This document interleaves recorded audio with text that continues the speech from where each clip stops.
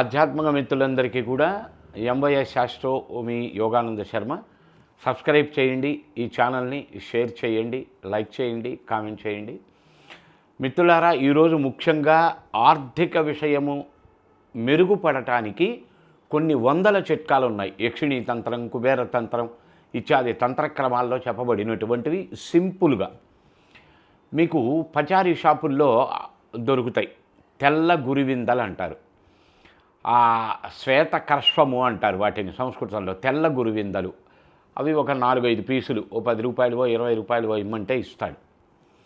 చక్కగా పొద్దునే స్నానం చేసి దేవుడి దగ్గర కూర్చుని ఆవు నేతితో మట్టి ప్రమిదల్లో దీపారాధన చేసి ఒక మన గంధం తీసే సానం ఉంటుంది, ఆ సానం మీద ఒక స్పూను వాటర్ పోసుకుని ఈ గురివిందని పట్టుకుని దాంతో అరగతీస్తూ కనకధారా స్తోత్రం ఉంటుంది, ఆ లక్ష్మీ స్తోత్రం పారాయణ చేస్తూ వాటిని అరగదీస్తూ ఉండండి.